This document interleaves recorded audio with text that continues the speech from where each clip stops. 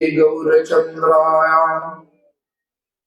राधिकाय सदालये कृष्णाय कृष्णभक्ताय तद्भक्ताय नमो नमः। গুরুদেব মহারাজ কথা। আচ্ছা বলি, সকলে বলুন, আপনারা সবাই কি বাঙালি? না সবাই বাঙালি? কিছু আছে তাহলে কি ভাষা বলবো?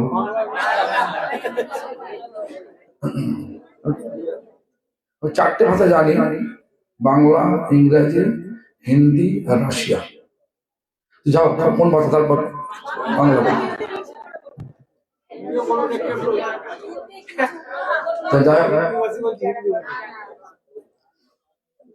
सर्वाग्रे श्री भगवान अभिन्न प्रकाश विग्रह, श्री भगवान ज्ञान प्रदाता, भगवान शिव अधिकार प्रदानकारी, चले गुरुपाद पद्म नित्य लीला प्रविष्ट विष्णु पाद स्तोत्र शत श्रीमद भक्ति प्रमोद प्रिय गोस्वामी ठाकुर, शिक्षा गुरुपाद पद्म नित्य लीला प्रविष्ट विष्णु पाद स्तोत्र शत श्रीमद भक्ति द्वैत माधव गोस्वामी ठाकुर, परम गुरुपाद पद्म सपार्षद परम गुरुपाद पद्म नित्य लीला प्रविष्ट श्रील प्रभुपाद भक्ति सिद्धांत सरस्वती गोस्वामी ठाकुर, सकले तथा तथा संप्रदाय द्वारा नियुक्त सकल आचार्य वृंद और शुद्ध भक्त वृंद सकले श्रीपाद पद्मे जानाय दंडवत प्रणाम। सकले आमार प्रति प्रसन्न हो। सबाई आगत त्रिदंडी पादगण तथा आमार ज्येष्ठ एवं श्रेष्ठ भक्ति प्रसाद विष्णु महाराज, विष्णु गोस्वामी महाराज। I am using one word, Goswami. Why? Because কেন না গোস্বামী শব্দটা ওনার আচরণের ক্ষেত্রে প্রযোজ্য। গো মানে ইন্দ্রিয়, স্বামী মানে প্রভু। আমরা ইন্দ্রিয়ের দাসত্ব করি, কিন্তু ইন্দ্রিয়কে জয় করি। কেন বলছি? আমি যখন যেতাম চৈতন্য গৌড়ীয় মঠে, উনি তো রুটি করতেন আর পাশে সংস্কৃত বই রেখেছেন, পড়ছেন। আর ভক্তি প্রসাদ পুরী গোস্বামী মহারাজ এনার গুরু ভাই ছিলেন, পাঞ্জাবি। উনি একদম পছন্দ করতেন না সেবা করা। সেবা করছেন, পড়ছেন, আর শুনলেন আপনারা ফার্স্ট ক্লাস পাস হয়েছে। আবার শুনলেন আপনারা যে ডিগ্রি পাওয়ার জন্য লালায়িত ছিলেন না, ডিগ্রি সার্টিফিকেট পাওয়া লাগেছেন, জ্ঞানের জন্য করেছেন। যে জ্ঞান ভক্তিমূলক জ্ঞানে, তাই ওনার গোস্বামী শব্দটা ব্যবহার করলে অত্যুক্তি হবে না, অতিরিক্ত কিছু বলা হবে না, সত্যি প্রযোজ্য না। এছাড়াও আমি একবার মনে আছে আমাদেরই এক ভক্তের বাড়িতে, মানে দিল্লি ইস্কন মন্দিরের পাশে এক ভক্তের বাড়িতে আমি গিয়েছিলাম। মহারাজ যে, আমি তখন জয়পুর যাব, বাসে উঠবো, মানে আমাদের নিজস্ব বাস ভাড়া করেছে, ভক্তদের নিয়ে আমি যাবো, জয়পুর যাব। হঠাৎ দেখি না মহারাজ আসছেন, দেখে চেনা চেনা লাগছে, যাও দাঁড়িয়ে পড়লাম। ও দেখি না মহারাজ জিজ্ঞাসা করলাম আমি কোথায়? আমি এখানে ইস্কন মন্দির দর্শন করতে গেলাম। ও আনন্দময়, প্রফুল্ল চিত্রে। সালটা মনে হয় 2012-13 হবে, 11 বছর আগে কথা বলছি। দেখে আমার ভালো লাগলো। এরপরেও আমি বলছি, আমি আমাদের গুরুদেবের শতবর্ষ পূর্তিতে ওনাকে অনুরোধ করেছিলাম মহারাজ, মানে তখন মহারাজ না, তখন রামপুর, তবু আপনি পাঠ করবেন আমাদের সব ভাগবত পাঠ করবেন আমাদের গুরুদেবের। 2 বছর দুবার করেছিলেন না? দুবার না একবার? একবার। তো আমার তখন মন্দির ভালো হয় না, আমাদের মন্দিরও হয় না, আমাদের ঠাকুর আছে অ্যাসবেস্টারে, তারই পাশে একটা জায়গাতে স্টেজ বানিয়ে ওখানে বেশি লোক হয় না, এত লোক ছিল অল্প। আমিও আসতে পারিনি, আমি এসেছি পরে। 7 দিন ধরে পাঠ করেছিলাম এবং প্রফুল্ল চিত্রে পাঠের প্রতিদিন শেষে আমার গুরুদেবের কাছে যেতেন। গুরুদেব তখন প্রকট ছিল, যেতেন, প্রণাম করতেন, চলে যেতেন। ওনার যে প্রফুল্ল মন, প্রফুল্ল চিত্ত, কে প্রফুল্ল?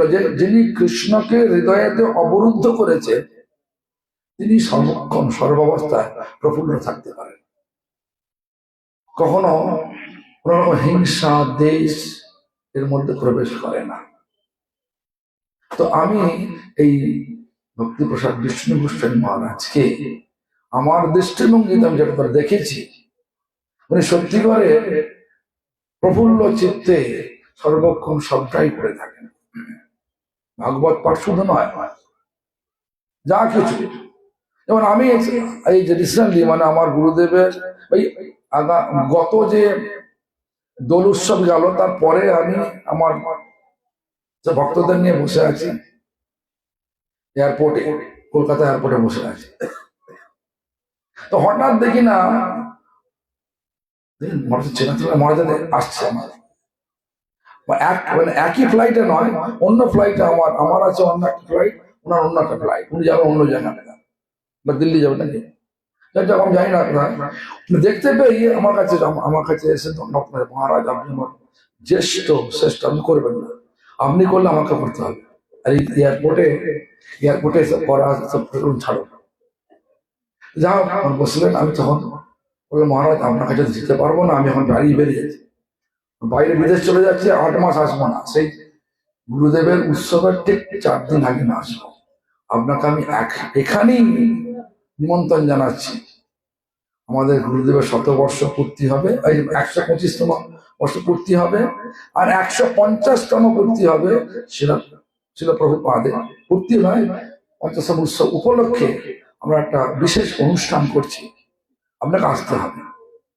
তো মহারাজ বললেন যে আমি আসবো, আমার তো ভাগবত পাঠ আছে, আমি 17 তারিখে চলে আসবো, 17ই অক্টোবর চলে আসবো। আমি ভাবলাম মহারাজের কথা হয়তো মনে নেই। তো যাই হোক, আমি 1 মাস আগে আমার সঙ্গে যে থাকেন যোগিনেশ্বর প্রভু, গুজরাটি লোক, বললাম আপনি একটু খোঁজ দেন। তো বল হ্যাঁ মহারাজ বলেছেন 17 তারিখে যাবে। তখন আমার সন্দেহ ছিল 17 তারিখ ঠিক হাজির হয়ে গেছে। আমি তো বিদেশ থেকে এসেছি, আমার তত মানে খোঁজ নেওয়ার মানে ক্ষমতা নেই, কিছু নেই। তা যাই হোক, হঠাৎ দিন স্টেজের মধ্যে মানে কি বলে হাজির মহারাজ।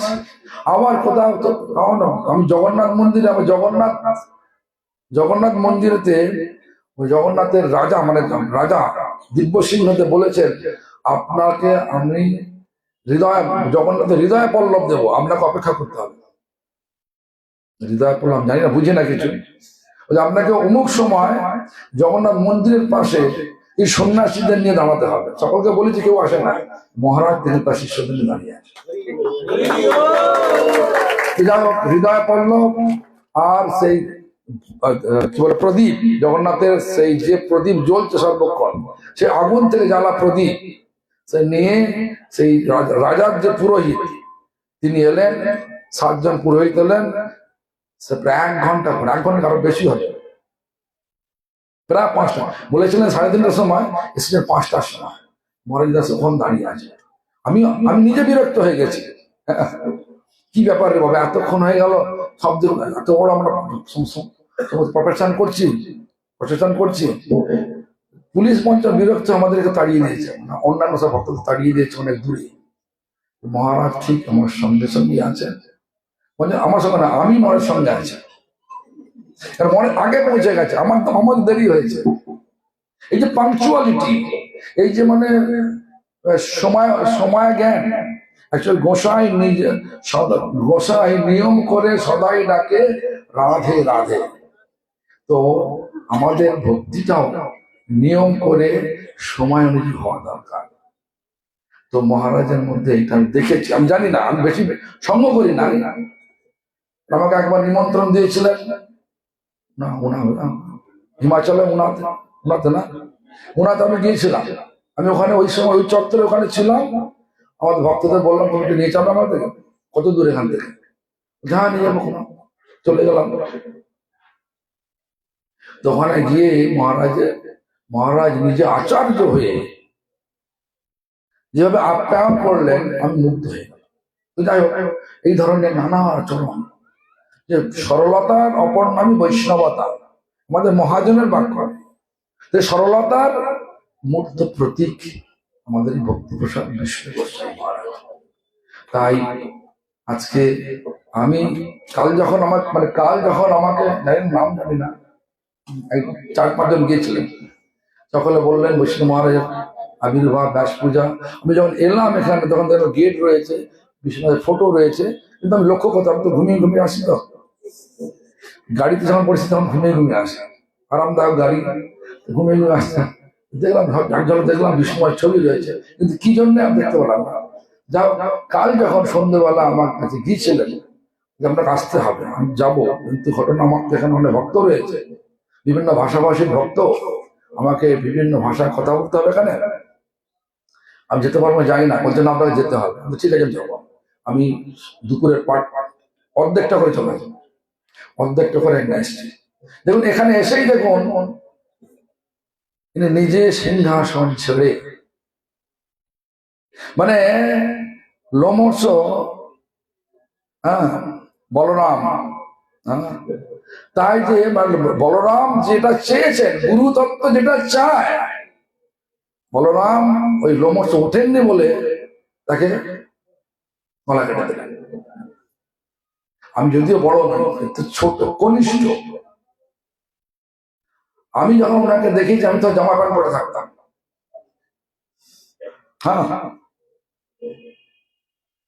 তো 82-তে আমি তখন 11 ক্লাসে পড়ি,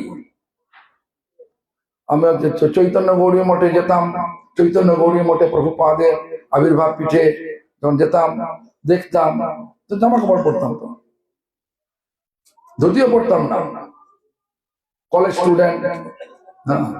ওখানে তখন তুমি লাল কাপড়, অনেক বড়, অনেক বড়।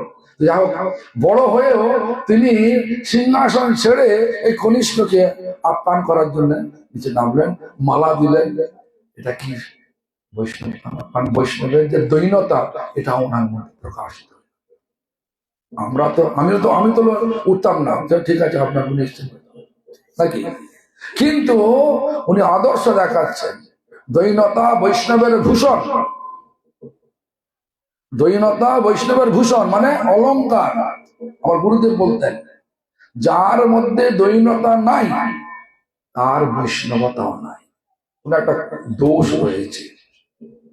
এজন্য যখন আমি বেশি সময় নেবো না, অনেক বক্তা রয়েছে, আমার এসব উপলব্ধিগুলো আমি শাস্ত্রের বাক্য বললাম না, সে বৈষ্ণবের তো অনেক আছে। ধরুন যখন ভগবান বলছেন উদ্ধবকে যে তুমি কতটা আমার প্রিয়, না তথা আমি প্রিয়তম আত্মজনীন, ব্রহ্ম আমার এত প্রিয় নয় উদ্ধব যতটা তুমি আমার প্রিয়। না শঙ্কর্ষণ, শিব আমার প্রকাশ বিগ্রহ, শঙ্কর্ষণ আমার প্রকাশ বিগ্রহ, তারা আমার দ্বিতীয় দেহ, তারা আমার এতটা প্রিয় নয়। ন শ্রী লক্ষ্মী ততটা প্রিয় নয়। নৈবাত্মা আমার নিজের আত্মাটা আমার কাছে ততটা প্রিয় নয় যতটা হে উদ্ধব তুমি আমার এতটা প্রিয়। ভক্তের কাছে ভগবান সর্বোত্তম, সর্বপ্রিয়। আজকে আমি এখানে এসে নিজেকে ধন্য মনে করছি। কেন? আজকে মহারাজ আমাকে মনে করেছেন, তার সেবককে পাঠিয়েছেন, আর আমার একটু সুযোগ হয়েছে মহারাজের আবির্ভাব পূজাতে এসে, ব্যাস পূজাতে এসে এখানে যোগদান করার জন্য আমি নিজেকে খুবই ভাগ্যবান বলে মনে করেছি। যাই হোক, আপনারা সকলে, এবং তো বিশেষ করে মহারাজের কাছে আমার প্রার্থনা, আপনি সর্বক্ষণ আপনার আশীর্বাদ আমার শিরে রাখবেন, আর আপনারা সকলে আশীর্বাদ করবেন যেন ভগবান চৈতন্যের প্রেমময় যে মিশন, প্রেমময় যে বাণী যেন আচরণ মুখে জীবনের শেষ দিন পর্যন্ত পালন করতে পারি।